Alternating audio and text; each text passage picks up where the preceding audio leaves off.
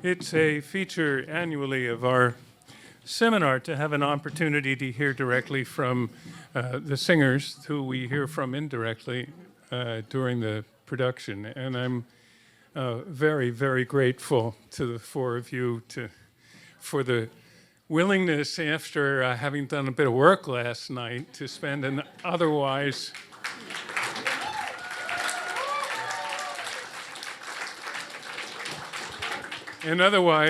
pretty nice day inside in the basement with us. We're very, very grateful. We're used to it. Yeah. Sunlight life. Yeah, well, that's right. Ryan Speedo Green, King Marke.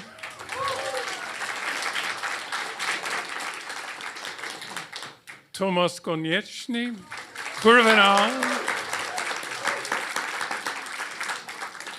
Ekaterina Gubanova, Brangäne. And singing the role of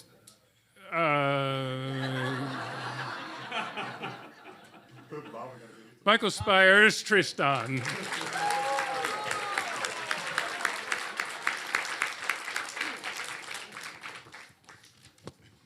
First, are you guys having fun? Oh yeah. Yeah, I mean, on the understanding that not every production's fun and not every rehearsal period is fun. I have a sense in the audience it's a pretty coherent.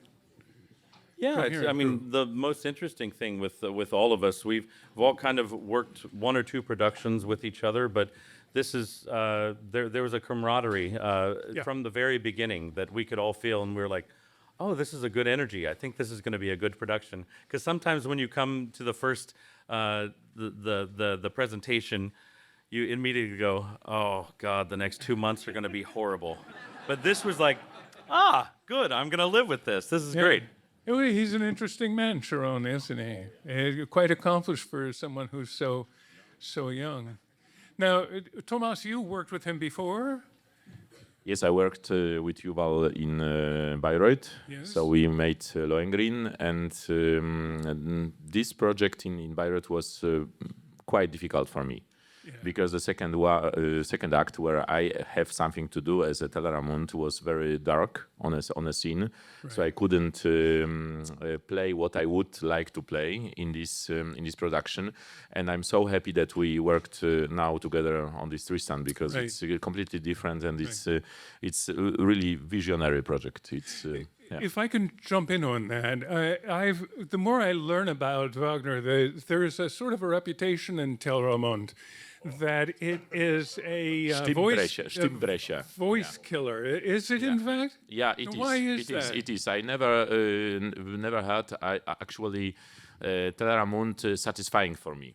So that's the most known thing. And I spoke before I sang that in Dresden, and then in Bayreuth.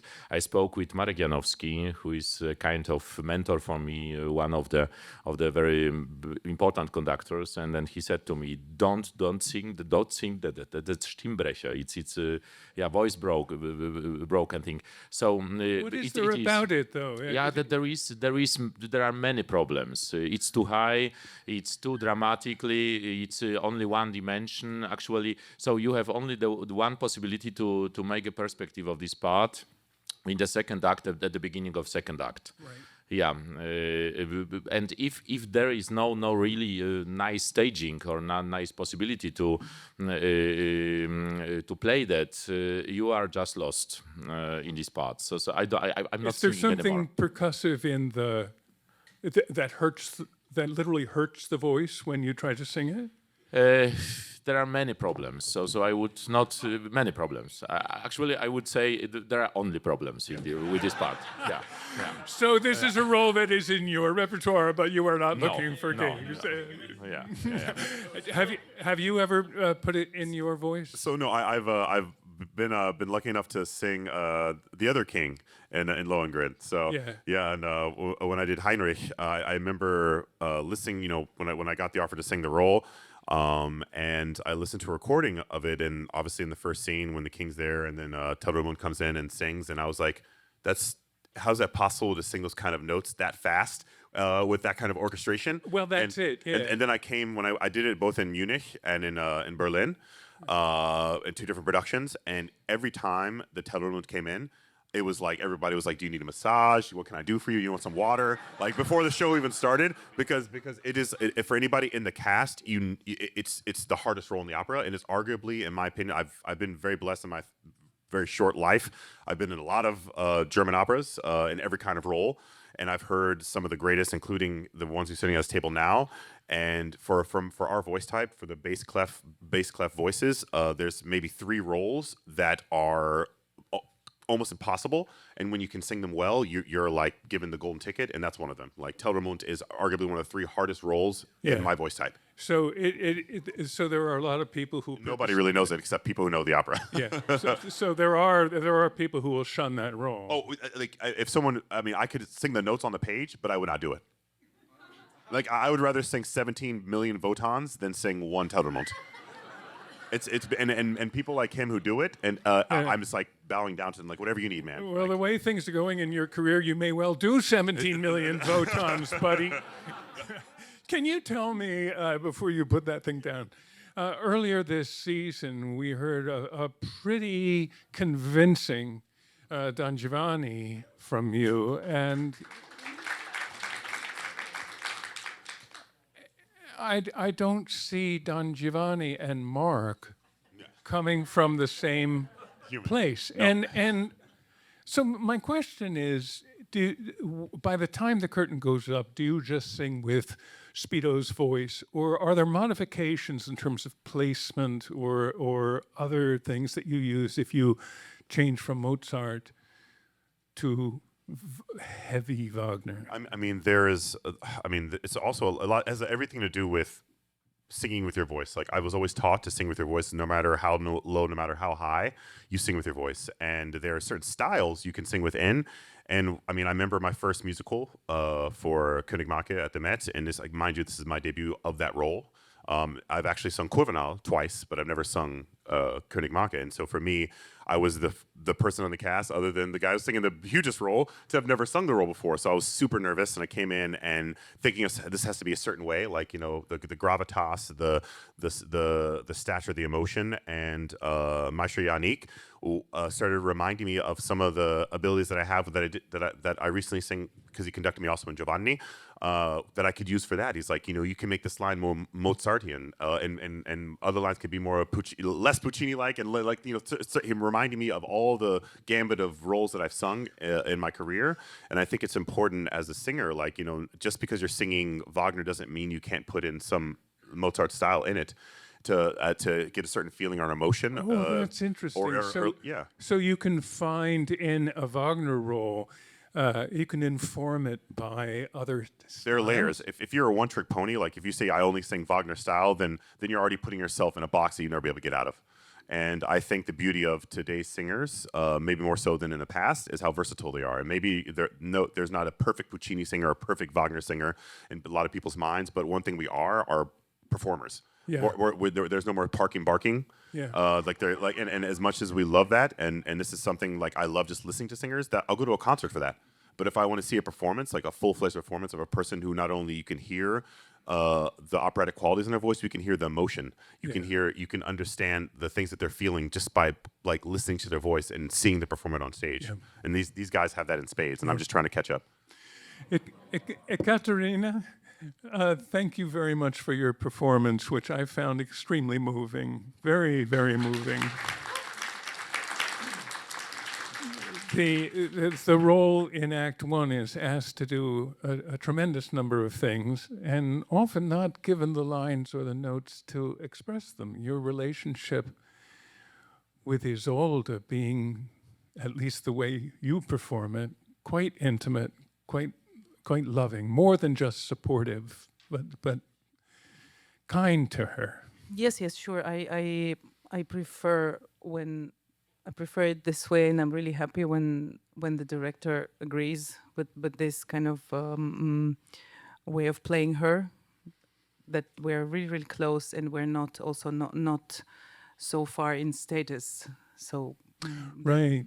The if I may, it seems the thing that happens to Brangäne in the first act is that her dear friend to whom she is devoted asks her for help in committing suicide. Yeah. I can't imagine that happening to me. I mean, is that? I don't know how to. I'd like you to address that. I guess I don't know how to swallow that. Oh, no pun intended. Well, well, that's the thing. I think that Brangäne cannot digest it either, and that's why she just decides to make her own potion rather than. What an awful thing, though, to realize that your friend in life wants out. Well, yes, but I think Brangäne being more of a down-to-earth character and less of an emotional creature like Isolde is, she can see the situation as perhaps an impulse of the moment that she's now, of course, in a difficult position. And also, what I love about this production, that finally I'm older than Isolde. Has never happened before. Never happened before. So in this way, I feel like I'm looking at this from experience, and thinking, oh yes, of course, she's in love, she's going crazy. She would regret this decision, and I feel more in a position to change something and to lie to her, perhaps for her own good. So perhaps as she can get parents beyond do, this as friends, and go to something more positive. Or yeah, absolutely. But even then, in Act 2, your contribution is to say, stop it, stop it, stop it, don't do this. Yeah, then it becomes more difficult, because I realize that what I've done is in one way it's helpful, in the other way it's not helpful at all. But there's nothing I can do. The only thing I can do is to prevent this meeting. But obviously, I don't succeed. Yeah. Well, Tomasz started his career as an actor and was trained as an actor. You started your career in choral work. Is that what you studied? Started as a pianist and then became a choir conductor. A choir That's conductor. my field. Right. Right. The two of you have a remarkable gift on stage for indeed investing your role with dramatic and humane attributes that, frankly, not everyone does. I remember you were doing this when you were doing Venus and Kundry in Bayreuth. It just had so much, breathing. Yes, I prefer to be really, really honest inside the character, so there's not a split second when I'm not really, really in it. It's a hard way to go, but it's really, really rewarding, and I feel satisfied afterwards, only when I've been there 100%, and everything is always new. Everything is new. Well, there is someone at the table for whom the whole role was new, and that is Michael Spyres.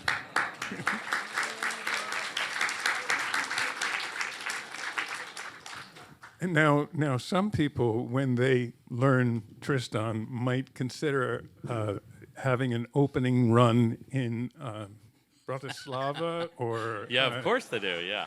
Manila or someplace, but no, you wanted to do it at the Met. Yeah, why not? Why not? I don't know why not. I mean, you pulled it off, didn't you?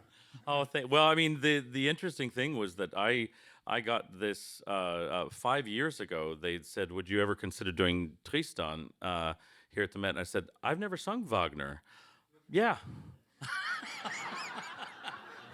But that's just how I am. I mean, I literally I take things and I go, "Oh God, now I have to do this, and I've got to figure out a way." But that's been my entire career, and honestly. I think that's what people see in me, is the same thing, this honesty, and I will try harder than anyone for every single role, because I believe in what we do as artists and in opera. And for me, this role was dispelling myths in myself and for other people. And the more that I got to know the history of Tristan, and specifically the singers who had sung before the recordings, I started to understand it completely, because I realized, yes, that is the natural progression of what my career will come from. A lot of people don't realize it, but what did people who are known as Wagnerian singers, what did they sing before Wagner came onto the scene? Bellini, Meyerbeer, Mozart, Rossini, all of those people became Wagner singers. And you have to know what came before to be able to interpret Wagner. The great conductor Corrado Rovaris, what he and I were talking, he started out in Baroque, being a Baroque specialist, and then did everything else afterwards. And everyone always said that you come to a piece very differently than other people. And he said, yeah, because you have to think of where the person was and what they knew before to be able to come to it. Because now we're at the odd place of going, okay, there's a Wagner style and there's a Wagner way of doing things, and that wasn't the time when he was composing.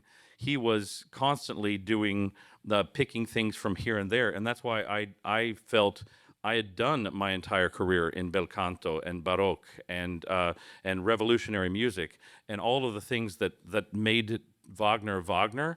I understood that, and so I approached it in a different way, in my own way. All right. So the myth, just so I understand, you say dispelling myths. What I hear you saying is the myth is there is a way of singing Wagner, and it's distinct and identifiable, and it has borders. Exactly. Right. Yeah, Okay. and that to me is something that we're all trying to dispel now with this generation of people.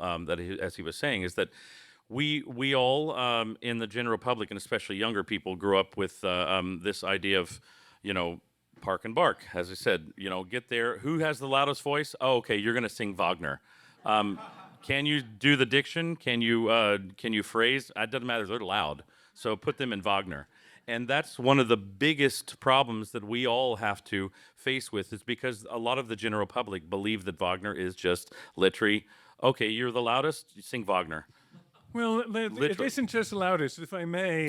Speedo, again, going back to the difference between Mozart and Wagner, and forgetting about the placement now. Doesn't Wagner have arcs or lines that require far more breath, I guess, than other composers? Honestly, like this is when he's talking.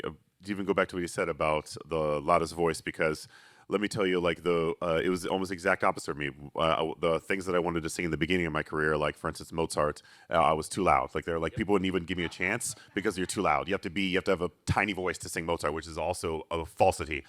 And I was put into a box where I just had to sit and look outside, wanting to be a part of Mozart, wanting to be a part of Bellini, want to be a part of Donizetti, and knowing that, like, okay, I guess either I'm going to sing Verdi or Puccini, and I never even saw German as an option when I was younger, and it's such a if we start thinking of opera singers and operas not as do you fit in a box, but can you interpret the character? Can you do the style?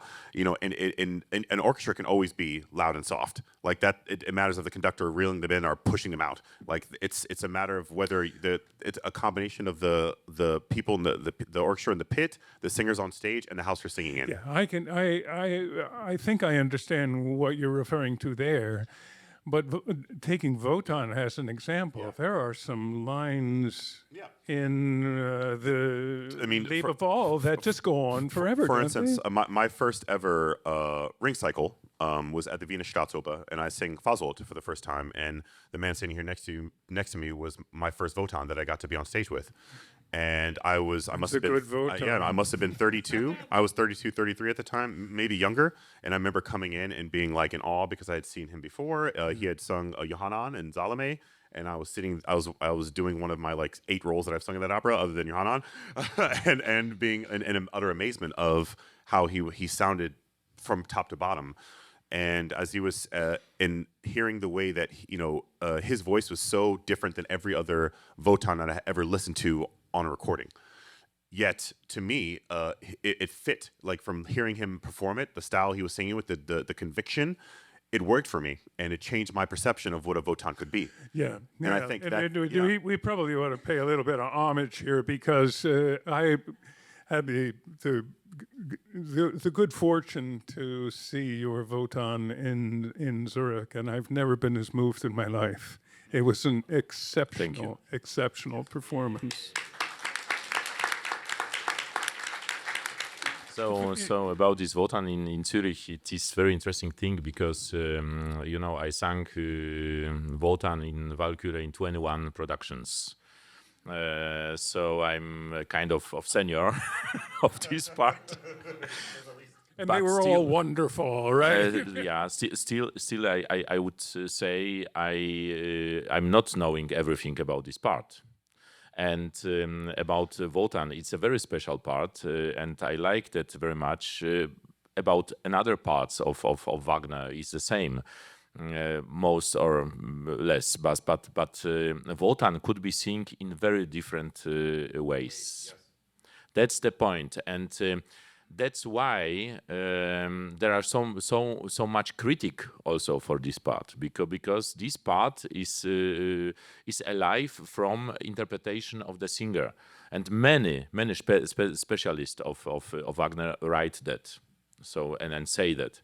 So of course, if you start with this part, you have this opportunity. You have also this mission to be macho, to be very authoritative, and then something like that. Yeah, if you live with this part through many years, you learn that you can break this part, this character, and that's the most. Break this character. So what we've done in Zurich with Andreas Homoki.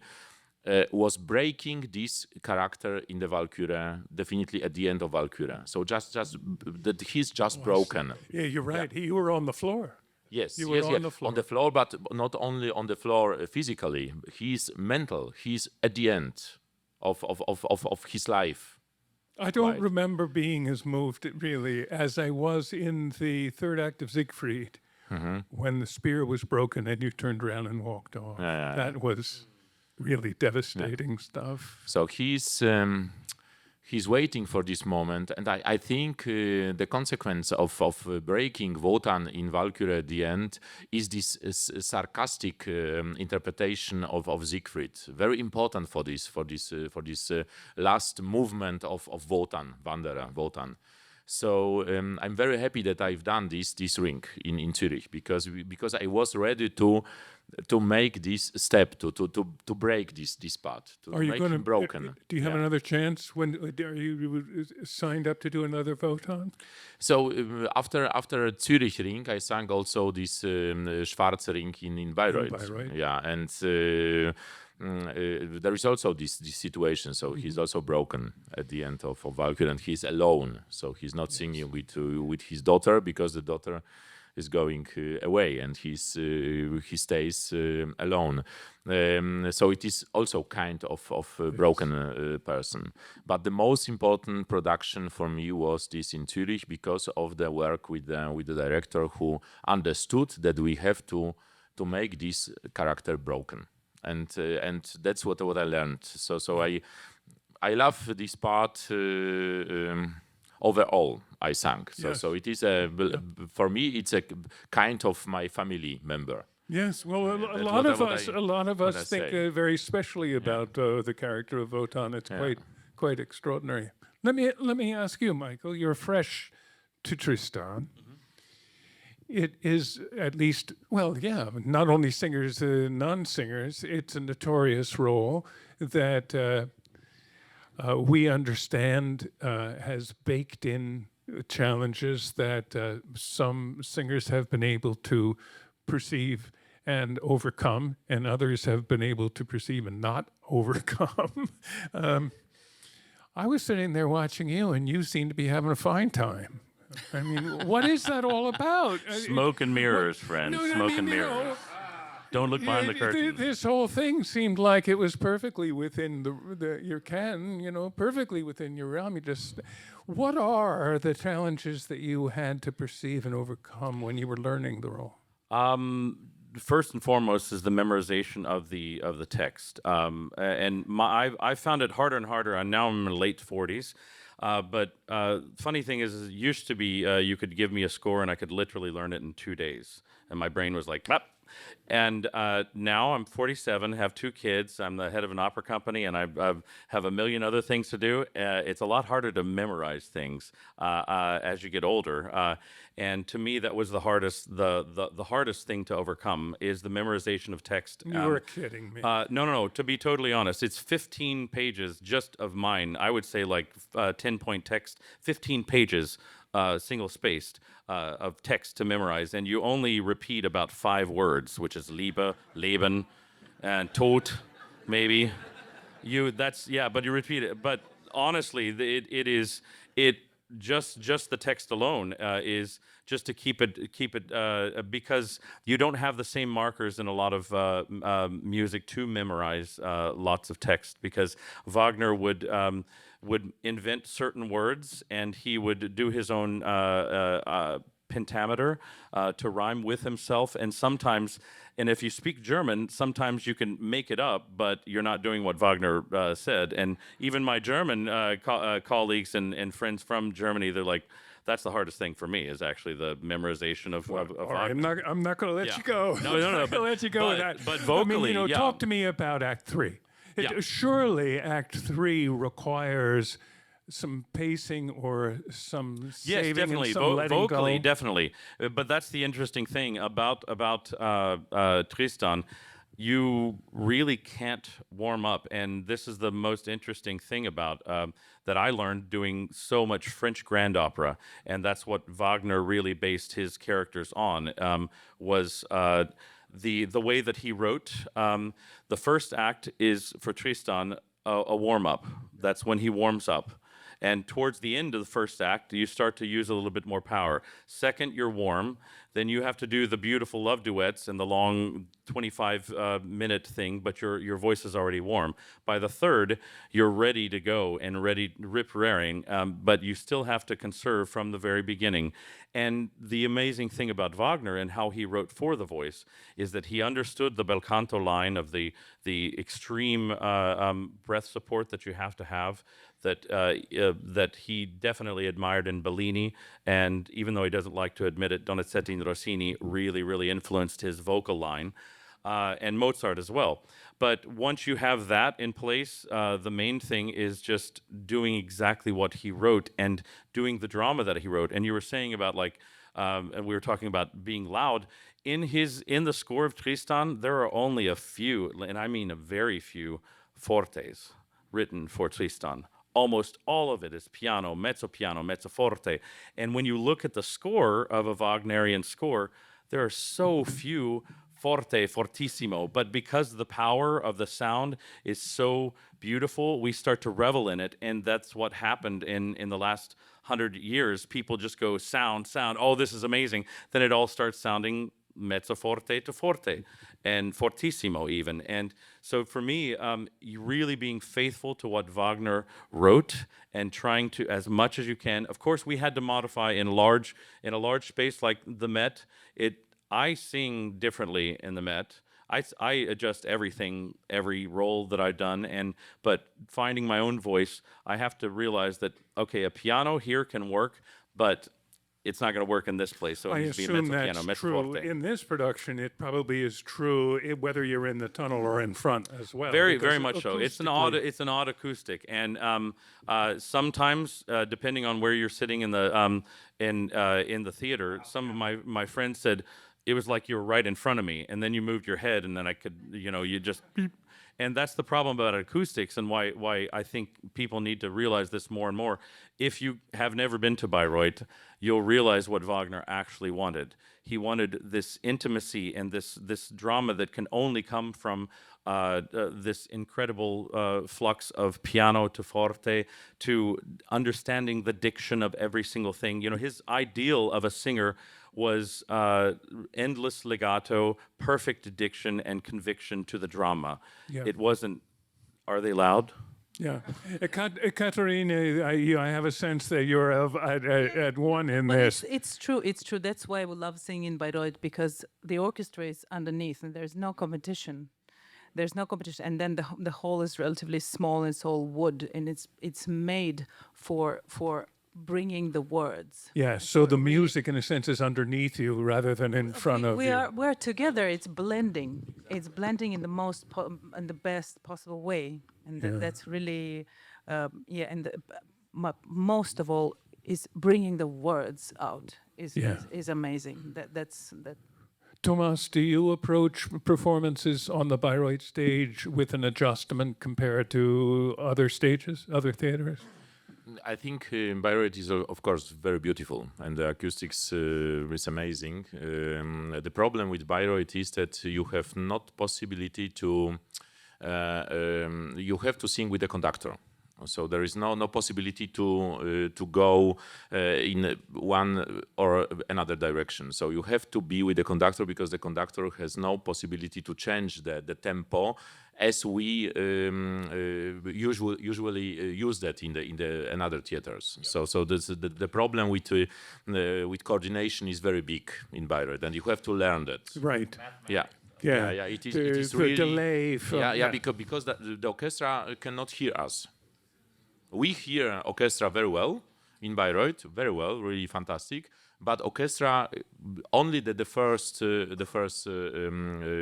players. So only the violins hear us, and another persons don't. So that's the problem. We have to understand that, and we have also to understand that in Bayreuth we have to be a little bit earlier with our voices than in another places because not earlier, later, of course, later, because the orchestra sound is going on a stage and then back to the room. It is a very small thing, but very surely important. That's the conductor's responsibility more than yours, or not? Or yeah, I think the role of conductor is. It could be frustrated in Bayreuth for the conductors, and it is indeed so. So we had some conductors the last time, also for the ring, and they were really frustrated because of the situation. Michael, if you may, I would just want to go back to the role itself.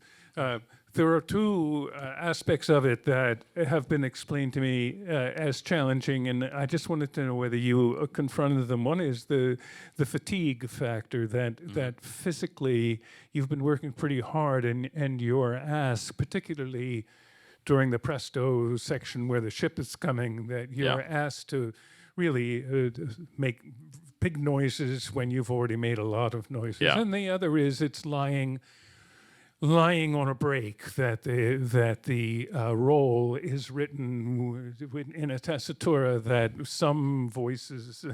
I was listening to it last night, though. I don't think that you have a break, do you? I mean, what is this? That was just 20 years of work and frustration to be able to cow. get to this point. I mean, honestly, as you can hear from my speaking voice, I mean, it's a bit tired from last night, but I really am not a baritone, nor am I a tenor, but I am both, and I have very serious scientific proof to prove that, because one of my friends 15 years ago was getting a PhD in fluid mechanics in the voice, and I was one of his test subjects in York, in York University in the UK. And the funny thing is that I always have sung back and forth between baritone and tenor, but I wanted to really challenge myself, so I started going to tenor when I was 21, and it took years of frustration to even figure out how a tenor sings. And always... But you don't seem to change. Well, exactly. That's I had a huge, for about 5 years, I had a big difference between, it was like 3 different voices. I had the extreme low, then the baritone, and then everything was falsetto above an F sharp. I had a very good strengthened falsetto until I was probably 26, 27. Then my voice started to go, oh, that's what these tenors are doing. This is weird. And it still feels odd because as a baritone, you get all of the mellifluous sensations, and that's where your body rings, and you get all this wonderful feeling that I love so much. But as a tenor, you feel like you're a gnat. You're like, I hope you guys hear something. It's terrible, but you have to act heroic, but you're going, It's horrible. I don't like singing tenor, but I do it. I do it. It pays a lot better. Well, yeah. It's a... No, but the big reason that you heard that is it's years of training and understanding that who he was writing for was literally my voice. And it sounds weird and sounds like, oh, he's very full of himself. No, I actually just know the original Tristan that he called his best Tristan. That died at what age? 29, I believe. Ludwig von Schnorr. Yeah. 29. Just Yes, go he was back. 29. Go back and look at see what was his repertoire before. Oh, exactly what I did. Le Huguenot, Norma. He was getting ready after he did Tristan. He was getting ready to debut. He was so excited. 2 months before, he was in rehearsals already in Prague for it to debut as Don Ottavio. That's not what many people think of as Tristan, is it? Yeah, but that's who it was. And he was this big, powerful voice, but he knew how to sing Tristan because he had sung all of the French grand opera. And that's why you don't hear the same kind of singing that I have. I mean, I think it'll be much better once it's really in the muscle memory. A lot of it is just technique now. And I think about every single bit of that, especially this one is one of those roles that you have to constantly go, okay, keep it neutral. You've got to be having a floating larynx in this one part. You can't just, and that's why you hear so many of these baritonal singers lose it in those moments, and they just go, because you have to go, and adjust everything and start to go tenor. No, now I'll go baritone. This was the phrase of baritone. Oh, fantastic. This was tenor. Yeah, there's two different big techniques within it. But once you have sung French Grand Lyric, and especially Baroque music, you'll start to understand all of the intricacies of Tristan. And it's actually how it's written. But we have this myth of being like, it's the hardest role ever. It is really, really hard. But I know 3 roles that are much harder. Ferval from Vincent Dandy, Benvenuto Cellini when it's uncut, and Le Comte d'Hoffmann when it's uncut. It is the most difficult role. People don't, because everyone cuts out about 4 arias and 2 duets, along with the other ones. So you're literally on stage just as much as Tristan, but you have to sing much higher and in 3 different ways because it's this caricature. But that's why I loved Tristan so much too, is because you get to show the shades and you get to show the intimacy, you know, and the and then you go to this crazy madness. But if you do what Wagner wrote, your voice goes that place. Okay. You know, he knew the voice. He really knew the voice so well. All right, you walked right into it because we have a kundry here on the table. Talk about weird vocal writing. Take aside the 2-octave interval that you have to do in the second act. Isn't that a peculiarly written role? Yes, it is. But I also happen to have a peculiar voice. I've never been a real mezzo and I've never been a real soprano. I'm really this kind of Zwischenfach that Wagner wrote for. Kundry, Brangäne, Venus. It's all these in between the two Fachs. Yeah, exactly. Fachs existed. This Fach notion didn't come until after Fach. Well, although it sounds like it dictated the Fach. In other words, that the challenge of singing the Wagner repertory called for a different set of skills. Is that right, Ekaterina? Well, I think it is really it's really true what Michael is talking about. You have to have a good bel canto base in order to survive Wagner's writing. You know, you have to be so solid with your technique, and you have to think about it constantly, and then the weird writing becomes doable. And undamaging, also, which is very, very important. Speedo? I feel like, you know, if just speaking of, Parsifal is one of my favorite operas of all time. I'm excited to be Klingsor next season, so come out if you can see it. I'm going to be there. Parsifal is my first ever opera in German I ever sang in. I was the second night in the Metz Parsifal. I attended that. Yeah, I never sung in a German opera, and when they offered it to me, I was like, "Are you sure?" Like, I was like, "You're sure I'm going to be that?" Yeah, I was thinking of bringing in the program and saying, "Would you sign second night?" It was the most, and it's arguably again. I had my first opera I ever saw was Carmen, and I loved it, and it made me love opera. The second opera I saw was Parsifal with Placido, and I fell asleep. And mind you, I was 15. So that is my excuse. I was 15 years old, but it was just I didn't get it. I didn't understand it. It didn't hold on to me. It didn't grab me. I'm not sure that a lot of us still get it. Yeah, and when I was a part of the Parsifal at the Met, in I think it was 2013, something like this, January, and I had experienced my first major loss of my immediate family. My father passed away like 3 weeks before rehearsal started, and the Met offered for me to step out of the production, and I didn't want to. And Parsifal became something real for me. It became about the longing to live, of losing your father, of wanting to live up to something, of all these themes, and that I didn't understand as a young man, but I understood as a man. And now you're going to have a chance to put it in your body, right? Oh, I cannot wait to be Klingsor here in this production, especially because I just remember that I was, of course, not in the second act at all, but watching it was so epic. But getting to the speaking about voices, I think of Reingold Wotan, and how basically I would argue, Tomasz would probably know even better than me, but I would argue 80 to 90% of basses could probably sing Reingold Wotan. It is, and it's almost like 80, 90% of basses can sing the first act of Tosca as Scarpia. It's almost meant for, it's like any voice that you have to have low notes, but it's not that taxing. It's perfectly written for a bass, for a good bass. And then when you get into Valkyria Wotan, the first 7 pages, or first 3 pages of Wotan Valkyria basically let you know you're not ready to sing it. Because if you have to warm up to sing the first 3 or 4 pages of Valkyria Wotan, you're gonna have no voice by the end of the show.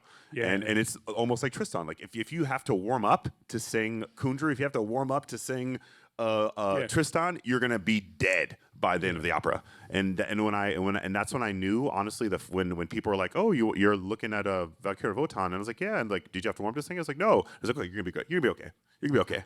Yeah. And it's literally singing in Valkyria. You're singing with, I would think, 3 different voices.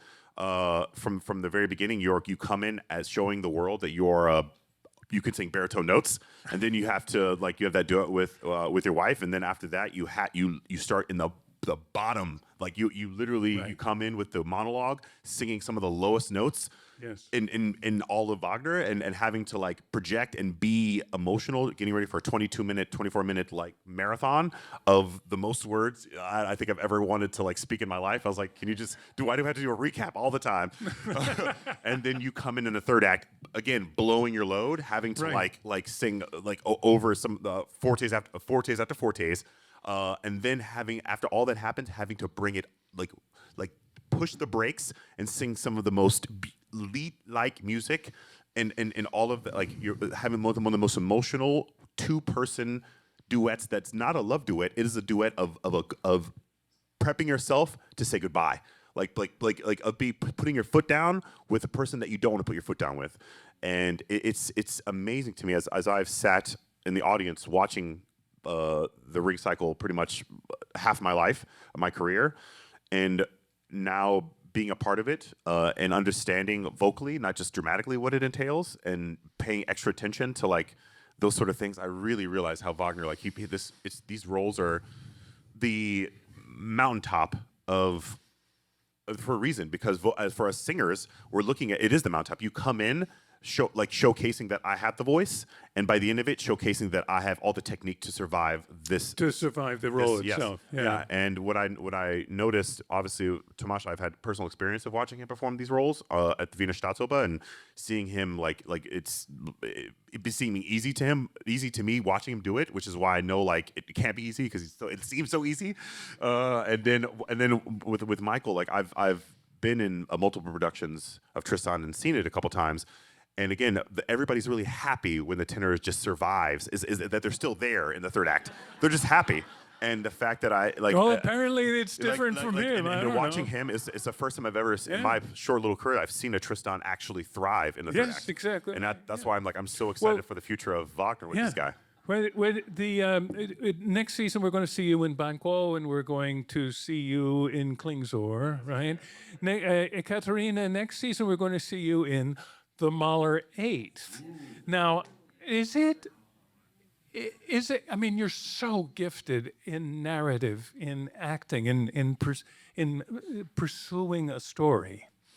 Here now in Lieder or in the Mahler Eighth, is it a different approach that you take, or is it simply the same thing in a different context? First of all, and the funny thing, I've never done Mahler 8. It's been trying to get into my calendar. It's been trying to get into my calendar, but something always went wrong or didn't work out. So I've never done. But no, I believe it's the same. It's communicating the feeling through the words and through the colors of the voice. So it's yes, for me, even if I do like a mess or a requiem, it's still a theatrical way. Do you find Lieder to be aesthetically satisfying, or do you prefer to be part of a theater? I prefer theater for now. I haven't done many recitals in my life, I have to say, but it's probably it's not. Yeah. It's not. It was not up to me. It's the. Yeah. And speaking of Italian, we're going to see you next season in Medea, right?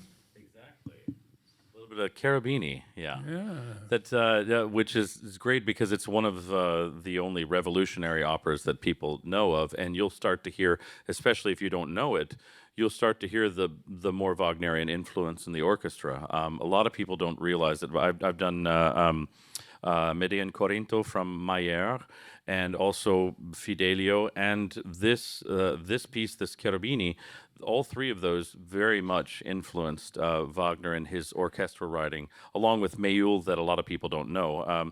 But that's why I really, really love these obscure pieces. And as I was saying before, this is what, if you're into Wagner, you need to go before. It's not as good as Wagner, and it's not as amazing and all-encompassing, but you'll start to understand the origins of how Wagner became Wagner. And actually, my last album that I put out, I called it In the Shadows, and it was all of these different composers, Aubert and Meyerbeer and Mayul as well. And Cherubini is one of those really influential people. So if you like Wagner, really, really start to study Cherubini and this Medea. It's fantastic, and it's what all of, there's great recordings of Callas and Corelli and everything, and back in the 40s to the 60s, this was part of the normal repertoire. Anyone who sang Wagner sang Cherubini and sang Fidelio, and I've had the great privilege to sing Fidelio with him, and also talking about the oratorio side of it. She and I, the first thing we did was Oedipus Rex from Stravinsky, and it was incredible singing with her, because it was like, who is this amazing lady? I've heard of her name, but like, she was my mother, and I think I'm older than her. Yeah, she knows how to belt it out, doesn't she? Our Gubanova. At the Met, that's the thing I'm doing. But I'll be back also in the spring at Carnegie Hall doing a solo recital of all Baroque music. Cool. And with a wonderful ensemble Pomodoro, and I'm doing the craziest things that you've never heard of. Really, really, really crazy, wonderful Baroque music. Before we end, I just want to get outside the Opera House for a minute, or at least this Opera House. Talk to me about the Governor's School. I know that you have a relationship to it that's special. Oh yeah. First of all, I'm very proud I'm sitting here with obviously an American, but two international singers of such high acclaim, and for me, I'm very proud of when I travel anywhere outside the United States. I'm very proud of where I come from, and if you guys know my story, you know how I got here to the Met. But it started with a magnet school for the arts, which was free to the public. You had to audition. But if you got in, your tuition was paid for by the state. And this doesn't really exist much in the South, unfortunately.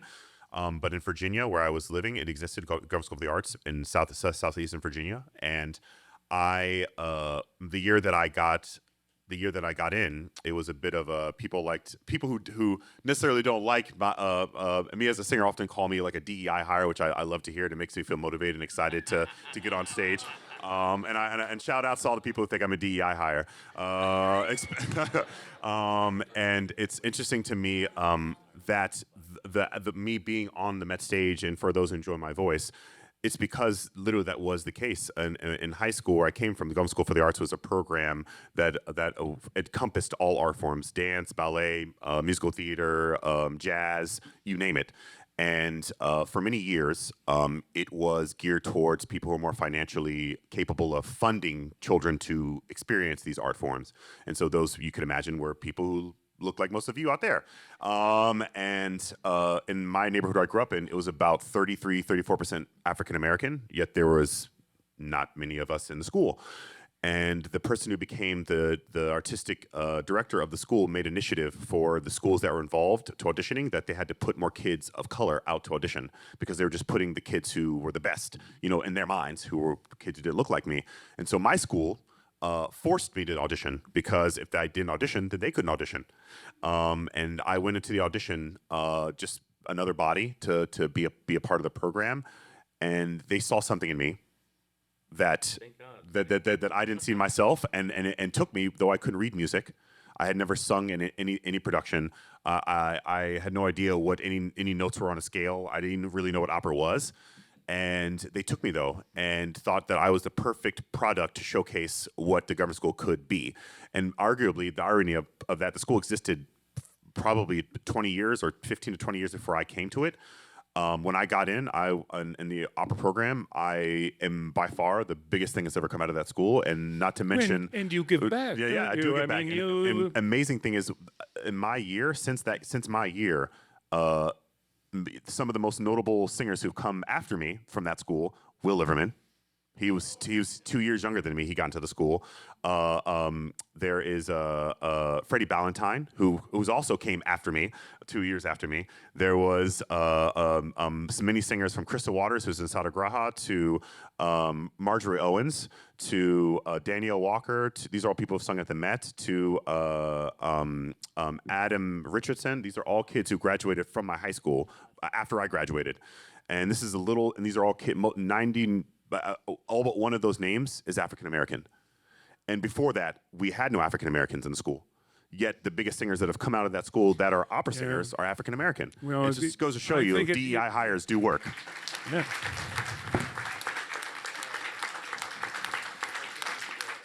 Tomasz, we have been working together as closely as we can on the Baltic Opera Festival. Can you tell us, you are the artistic director of a very, very exciting summer coming up. Yeah, that's Baltic Opera Festival. It's my cross, I can say. But we try to do that. So I try to invite all my colleagues here, Speedo, regularly every year has invitation, but of course we have our schedule and our calendar, so it's not every time possible. But I'm very fortunate that we could invite next year, not this year, but next year.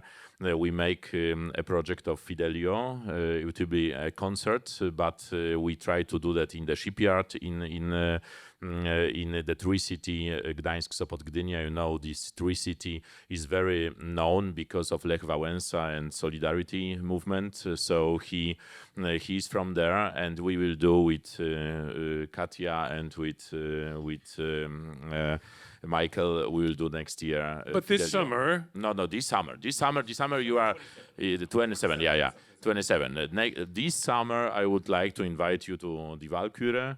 We do that on the July 2nd and 5th. In the very known before the Second World War Forest Opera in Sopot, a very big amphitheater for 5,000 places. But with very beautiful roof. We do that with a production from Copenhagen. I sang before some years. John Fulljames is the director of this production, and the conductor is Axel Kober. You know probably Axel Kober very well. We have in this cast on the 2nd and 5th of July. You are really invited as much as possible. We will have in this cast Regina Hangler. She will be debuting as a Brünnhilde.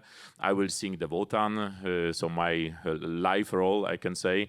We will have also René Pape in this production. We will have as Sigmund, we will have Stanislas de Barbiak.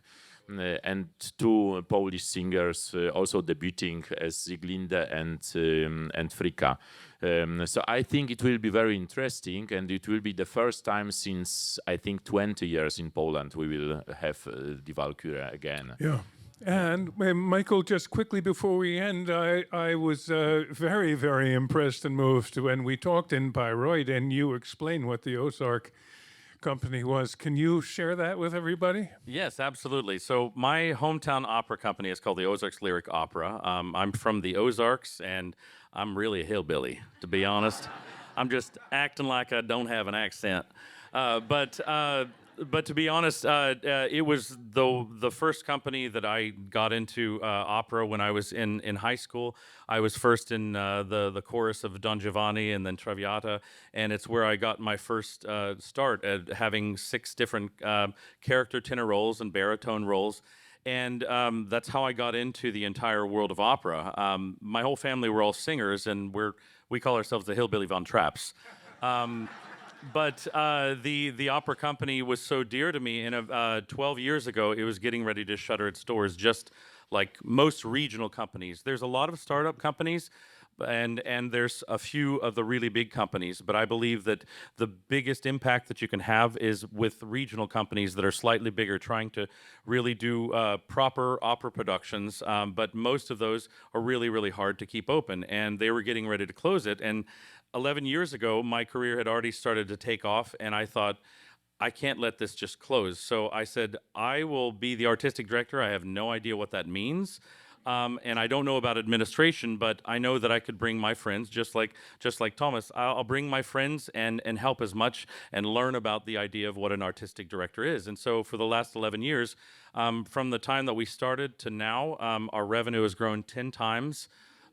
We have presented over 50 productions, and I've done every single thing that you can imagine, translating, cutting, doing all of this kind of stuff, and being a jack of all trades. But the biggest thing is that we're now starting to really, really grow, and we've been able to reach so many people in our region, and all of it is because we have this incredible region, but not many people know about opera, and the whole idea is to get it out into the public. And one of the biggest initiatives that I've had, and I've always had a dream of kind of having this touring opera company like they used to do, because the Met used to actually tour all over the United States, as you know, and one of the biggest things was they came through 100 years ago to my little community, and actually sang right next to where we do our current opera, in an old vaudeville house. It's a wonderful, beautiful vaudevillian house, and that's where we do our operas. But the biggest initiative that since I've been getting into the world of Wagner and understanding just how great the community of the Wagnerian Society is, and Wagnerians around the world, the more that you get to understand Wagnerians, they all have the same kind of spark of wanting to help everyone and help everyone with their understanding. And so I realized that Wagner is the real good key point that I could kind of take on in my initiative in the next 5 to 10 years. And to try to bring Wagner to a regional and a small company is no small task.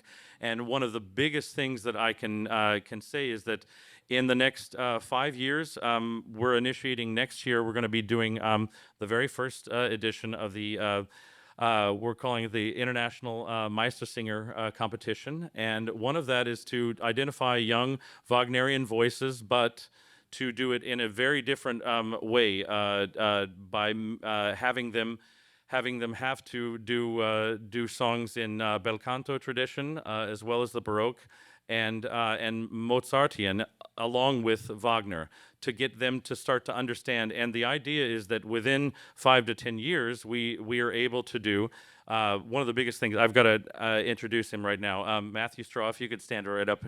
This is an extraordinary young conductor. You're gonna know his name. He was the youngest Schulte winner. Has won it now 5 years in a row consecutively. He is actually from Missouri, and we met in Bayreuth this last year, and he introduced himself and said, "You're from Missouri? So am I." And we started talking about our dreams of how we wanted to change our region, and especially the Ozarks. And I said, I have this idea of creating a Wagner competition, and I would love to do Wagner throughout the Midwest. And we were both like, he was like, that's been my dream for the last 5 years, and I've got all these plans. And I said, okay, let's start talking.